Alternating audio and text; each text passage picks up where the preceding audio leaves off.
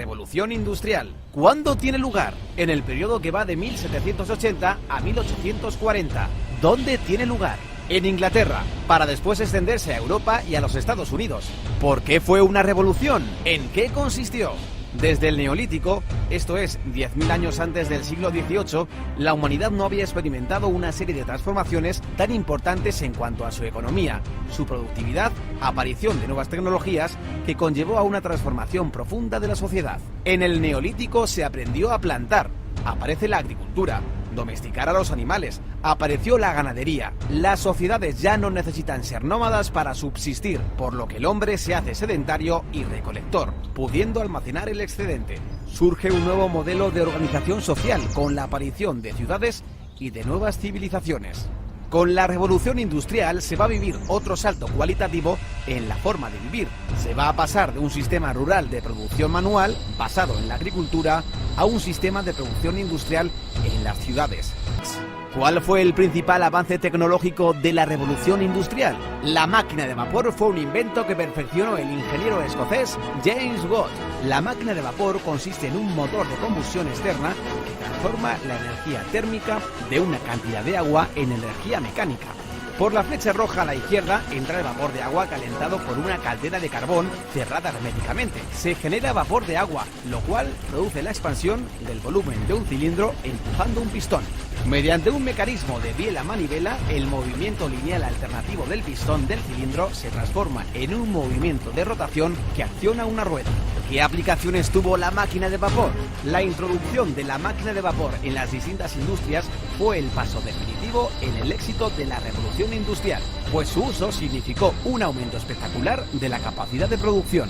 Al elevar la capacidad de producción, se disminuye el tiempo de fabricación de los productos, dando paso a la producción en serie. Se simplifican tareas complejas en varias operaciones simples que pueda realizar cualquier obrero sin necesidad de que sea mano de obra cualificada, y de este modo bajar costos en producción y elevar la cantidad de unidades producidas. Los modelos anteriores de máquinas de vapor a los de Watt se habían usado para el bombeo de agua. La máquina de Watt introducía el movimiento rotatorio, por lo que se pudo usar para suministrar energía motriz a otras máquinas, como un molino harinero, un martillo de forja, para elevar carretillas con mineral en las minas mediante raíles metálicos o para la floreciente industria textil del algodón. Pronto se realizaron los primeros experimentos para aplicar el vapor al transporte terrestre. George Stephenson, que comenzó experimentando con el transporte de grandes cargas en las minas de carbón, puso a punto su primera locomotora. La construcción del ferrocarril de Liverpool a Manchester en 1829 consolidó su fama para siempre. El ferrocarril permitía transportar materias pesadas a 40 km por hora, una velocidad antes impensable, acortando extraordinariamente el tiempo de los desplazamientos y permitiendo vertebrar el comercio interior, escasamente desarrollado hasta entonces. El volumen de los intercambios se multiplicó. También se aplicó el vapor en otro ámbito de la industria del transporte, la navegación fluvial y marítima, con la invención de los barcos de vapor. Otro avance digno de mención fue el alumbrado público de gas.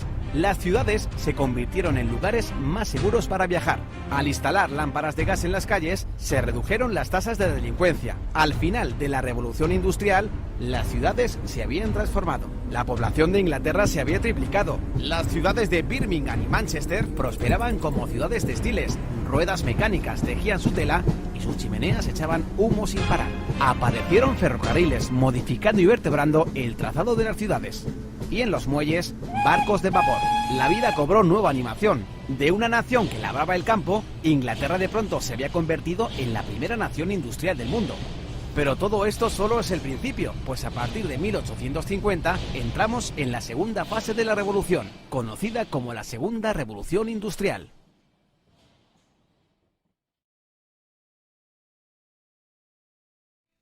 Saludos y bienvenidos a Bully Magnets. Yo soy su amigo Reinhardt y en esta ocasión les voy a platicar sobre la segunda revolución industrial. Un momento en la historia donde el mundo se transformó de una manera como nunca antes y que dio pauta para la construcción de las sociedades industrializadas que conocemos hoy en día. Esta historia comienza en la década de 1850. Para ese momento, Inglaterra ya ha alcanzado su industrialización, Alemania y Estados Unidos están iniciando la suya y muy poco tiempo después, Japón, Francia, los Países Bajos e Italia comenzarán también a construir fábricas para su industrialización. Los motivos para que esta transformación llegara a cada uno de estos países son diversos y nos darían para platicar por mucho tiempo de cada uno de ellos. Lo que les puedo decir es que todos compartían estabilidad política y social, además de que contaban con los recursos financieros y naturales para la construcción de fábricas y máquinas. ¡Obviamente somos los países más ricos del mundo! La industrialización puso la inventiva en su máximo esplendor y transformó prácticamente todas las actividades humanas. Por ejemplo, la nueva industria química trajo los primeros fertilizantes e insecticidas, nuevos tintes y telas. Se inventaron también las primeras vacunas contra la rabia y el tétanos. Se equiparon las primeras ciudades con electricidad y también llegaron inventos inimaginables como el cine y la fotografía. Además, los obreros podían aspirar a comprar muchos de estos nuevos productos, por lo que en los países industrializados apareció el fenómeno del consumismo y la clase media. Vamos, eran momentos de relativa abundancia. Otra de las grandes revoluciones de la época fue el buque de vapor y la extensión de las vías del ferrocarril que logró conectar a la mayoría de Europa. En Estados Unidos también comunicó al país de costa a costa con su tren transcontinental en 1860. Todo esto acompañado de las líneas del telégrafo, un invento que hizo que por primera vez la comunicación entre las personas a largas distancias fuera prácticamente inmediata. Transportar recursos y personas allá donde llegara el ferrocarril dio una ventaja de expansión incomparable a los países industrializados sobre todos los demás. Nada más rápido que mi fiel caballo. ¡Eso ya se acabó! ¡Nos vemos en el siguiente pueblo, soquete! Aunque el carbón siguió siendo la fuente principal de energía, es en esta época cuando la electricidad y el petróleo hacen su aparición. Este último utilizado primero como engrasante, luego como combustible y finalmente refinado para la creación de nuevos materiales químicos y farmacéuticos, haciéndolo así uno de los recursos más cotizados del planeta. Por otra parte, la industria de los metales también se transformó. Aparecieron de forma masiva el aluminio, el zinc, el níquel y el cobre, pero sobre todo la más grande novedad fue el acero. Con este fuerte y barato metal se transformó la arquitectura, la ingeniería, el poder de las fábricas, la industria de las armas y el ejército. A inicios de 1890, Gran Bretaña era la potencia económica y militar más grande del mundo. En Europa le seguía de cerca a Alemania. En América, Estados Unidos había alcanzado un desarrollo científico e industrial enorme gracias a sus monopolios y a su enorme territorio. Mientras tanto, en Asia, Japón había atravesado por la reforma Meiji y se transformó más rápido que nadie en una potencia industrial. En general se encontró un equilibrio tolerable entre el trabajo y salario de los obreros con las ganancias y beneficios de la burguesía, que crecía como el nuevo modelo de poder y de éxito que antes sostenía únicamente la aristocracia. Es el surgimiento de la nueva clase opresora. Los burgueses van a usar los medios de producción para dominar el poder y las riquezas de un mundo incapaz de detenerlos. Y es que no es lo mismo alguien con títulos de la nobleza que alguien con títulos de propiedad de una empresa multimillonaria. El cambio en ese entonces es radical, y la clase social de élite comienza a ser desplazada por una nueva clase social dominante. ¡Burguesía! Las grandes empresas fueron apoyadas por sus propios gobiernos para crear monopolios y aumentar sus ganancias. De esta manera se consideraba que el poder de un país se reflejaba por el poder e influencia de sus empresas en el mundo. Para fortalecer esta relación entre empresarios se crearon tres mecanismos básicos: el trust, el holding y el cártel. Estas prácticas se consideran poco éticas y abusivas e incluso hoy en día son ilegales en muchos países desarrollados. De esto se tratan. Trust. Se hace un trust cuando las empresas que se dedican a la misma actividad se unen para acaparar todo el mercado y eliminar así a la competencia. Al final se distribuyen el territorio de un país y las ganancias. Un trust da la impresión de que las empresas están compitiendo cuando en realidad no lo están haciendo. Holding. Se forma un holding cuando se crea una sociedad financiera que administra a muchas empresas de diferentes actividades. De esta manera puede controlar a todas ellas con el mismo capital y así evitar el fracaso de algunas o potenciar el crecimiento de otras. Esta práctica hace que la competencia para las empresas que no estén en un holding sea injusta. Cártel. Y no se trata de un cártel del crimen como seguramente están pensando. Se trata de un cártel de burgueses capitalistas que funciona de la siguiente manera. Se hace un cártel cuando un grupo de empresas se organiza para acaparar todas las partes de un proceso de producción. Esto para que todos los miembros ganen y entre todos puedan controlar los precios y la cantidad de lo que se va a producir. Esto es injusto porque limita la producción y su precio a conveniencia del cártel y no a conveniencia del mercado. Además, puede usarse también para eliminar a la competencia. Son las herramientas de un capitalismo salvaje que asegura la supervivencia de la burguesía. En los países industrializados, la acumulación de riqueza causó una migración masiva del campo a las ciudades. Por ejemplo, para 1860 la mayor parte de los europeos vivía en el campo y para 1910 la mayoría ya vivía en las ciudades. También es en esta época cuando más de 40 millones de europeos migran a Estados Unidos o al resto del mundo en busca de nuevas oportunidades. Con esa transformación apareció la clase media de las ciudades como un nuevo grupo social que estaba ansioso de participar en el desarrollo de su país. Obtener educación, trabajar o incursionarse en el mundo de las nuevas inversiones también provocó la aparición de escuelas, universidades, artistas y nuevos conocimientos aderezados de una adoración desmedida a las glorias pasadas y presentes de cada imperio. Y es aquí donde todo se comienza a poner raro. La industrialización también comienza a propagar la idea del imperialismo y de la superioridad intelectual de los europeos sobre las demás razas. Esto da una justificación a los imperios para que se cometan atrocidades de todo tipo en las nuevas colonias que se conquistan en busca de recursos. Los imperios europeos propagaron gobiernos esclavistas por toda África, el suroeste asiático, Medio Oriente y Australia. En América, las antiguas colonias del Imperio Español y Portugués recientemente se habían independizado, pero Estados Unidos, Inglaterra y Francia se encargaron de absorberlas en su esfera de influencia económica, por lo que, a pesar de tener relativa independencia política, también eran presa de la dominación imperialista. Gracias a la Segunda Revolución Industrial, los aires de un nuevo futuro y grandes inventos estaban a la orden del día, y para el año de 1914 prácticamente todo el planeta había sido explorado, dividido o colonizado por los imperios europeos. Luego de eso, solo quedaba latente el deseo de dominarse los unos a los otros, y eso solo era detenido por un frágil equilibrio de acuerdos y alianzas entre las potencias. Para 1914, el estallido de la Primera Guerra Mundial era inminente, pero esa ya es otra historia. Así que, ahí lo tienen, la Segunda Revolución Industrial. Un momento en la historia de la humanidad que desarrolló el conocimiento y el potencial humano, pero que al mismo tiempo despertó las ansias de dominación y conquista de los imperios.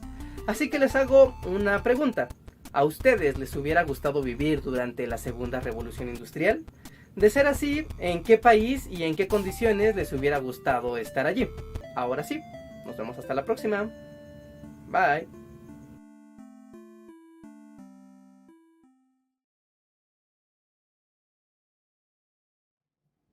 Bueno, en este último bloque vamos a ver las consecuencias sociales de la industrialización.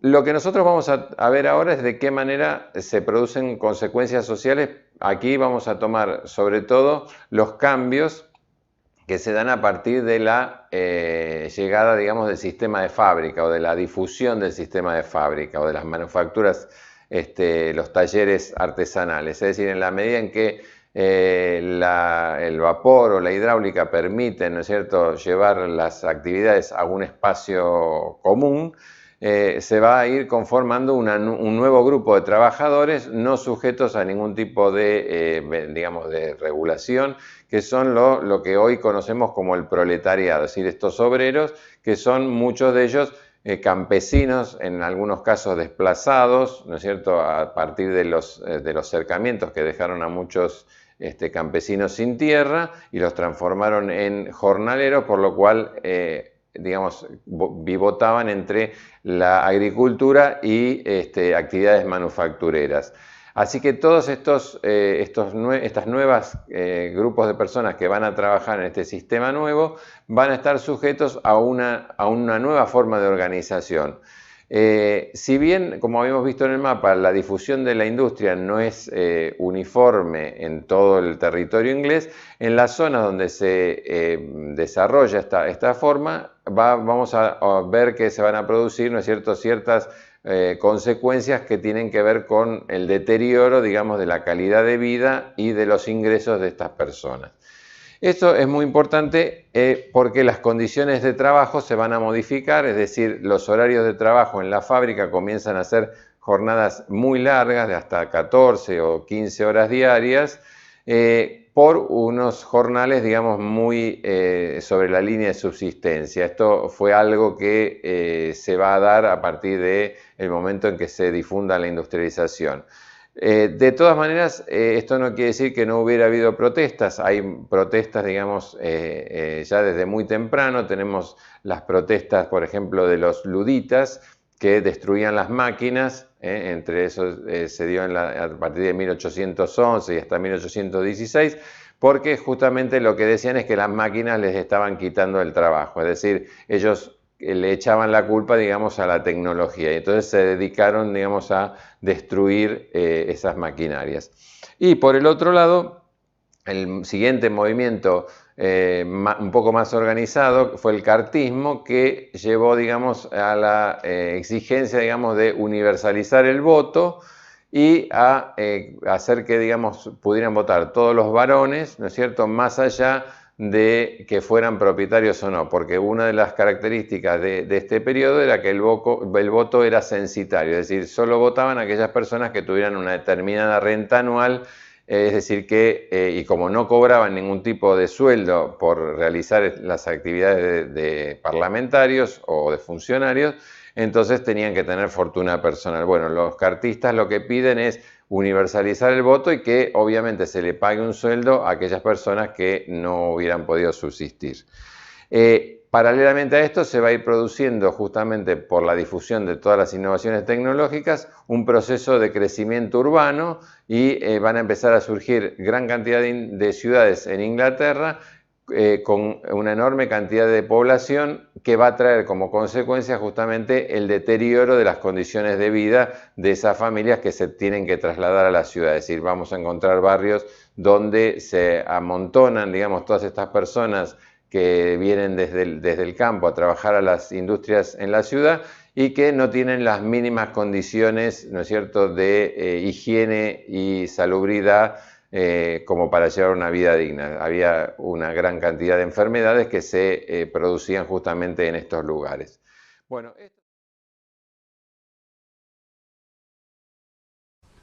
La industrialización en Chile.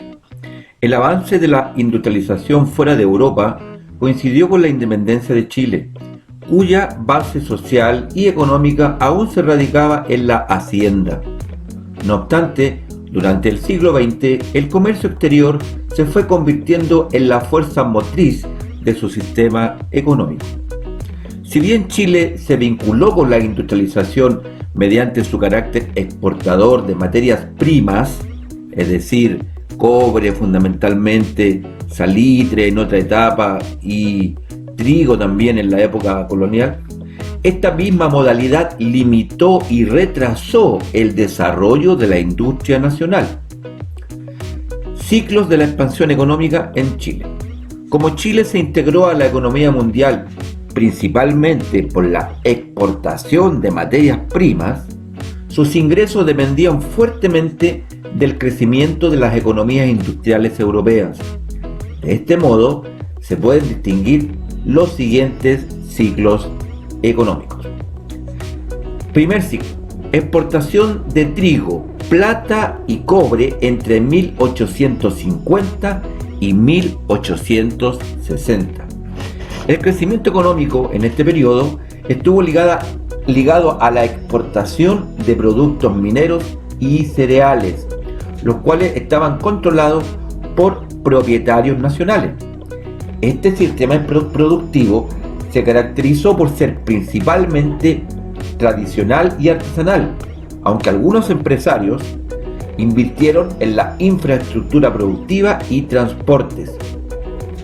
Esta expansión permitió aumentar los ingresos fiscales y así modernizar el sistema financiero con la creación de varias instituciones crediticias, la infraestructura productiva y de transportes, entre otros aspectos. Sin embargo, debido a la susceptibilidad de la economía ante los vaivenes de la economía internacional, en 1873 se inauguró un periodo de estancamiento que afectó fuertemente a la economía chilena.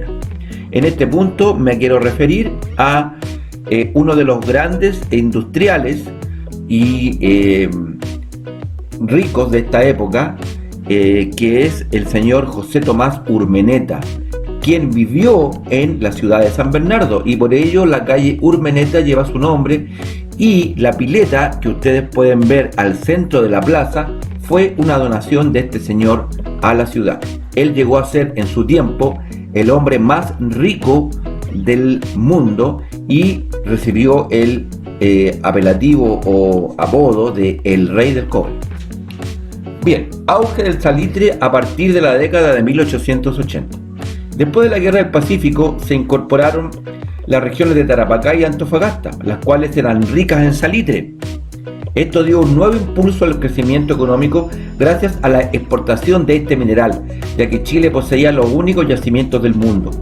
El salitre, usado principalmente como fertilizante agrícola, es decir, abono, y para explosivos, para fabricar pólvora, era altamente requerido por Europa y determinó en gran medida los cuantiosos ingresos de la economía chilena a fines del siglo XIX y principios del XX. Aunque la mayoría de estos yacimientos estaban en manos de extranjeros, el Estado recaudó ingresos mediante impuestos que se le cobraba a la exportación por el salitre, el que fue invertido especialmente en infraestructura, es decir, construcción, vial, caminos y educación. Focos de industrialización. A fines del siglo XIX, la industrialización se convirtió en sinónimo de desarrollo, por lo que los países más atrasados económicamente debían buscar en la industrialización la solución de sus problemas. En Chile, la influencia de la industrialización fue dispareja. Se había manifestado principalmente en el desarrollo de la minería y en algunos casos en la tecnificación de la hacienda. A partir de los periodos de expansión económica dados por la exportación de materias primas, hubo un esfuerzo privado y estatal por invertir en conectividad, es decir, caminos, mecanización y transporte. De este modo se pudo ver algunos focos de industrializaciones, tales como el desarrollo de una infraestructura productiva en la hacienda, el auge de la exportación de cereales, trigo, impulsó la creación de canales de regadío, nuevos caminos, división de terrenos productivos y la introducción de maquinaria. No obstante, muchos terrenos no se modernizaron tecnológicamente. El ferrocarril. La instalación de redes ferroviarias significaba un paso a la modernidad, y Chile no se mantuvo al margen, siendo uno de los países pioneros al sur del continente. En un comienzo, los ferrocarriles tuvieron como objetivo comunicar yacimientos mineros con puertos, desde donde embarcar los recursos y también conectar internamente a las regiones mineras. En 1851 se inauguró el primer ferrocarril entre Caldera y Copiapó, es decir, una ciudad al interior, en el norte, y el puerto para sacar mineral, hecho que fue un hito en el proceso de modernización y motivó la necesidad de construir un segundo ferrocarril entre Santiago y Valparaíso. El alumbrado eléctrico. Si bien la electricidad se había comenzado a utilizar en Chile en 1851, con la instalación del telégrafo entre Santiago y Valparaíso, recién fue en 1883 cuando los habitantes de Santiago pudieron ver en la Plaza de Armas la iluminación con luz eléctrica. La creación de la Sociedad de Fomento Fabril, SOFOFA. Esta fue fundada en 1883 y en sus inicios fue un órgano consultivo del Estado. No obstante, defendía los intereses relacionados con el desarrollo industrial y en aquel periodo defendía la idea de que el Estado interviniera para fomentar la instalación de industrias fabriles en el país. Pues bien, con esto entonces estamos terminando lo que corresponde a esta unidad en lo referente al proceso de industrialización, pero que corresponde a nuestro país, a nuestra historia propia.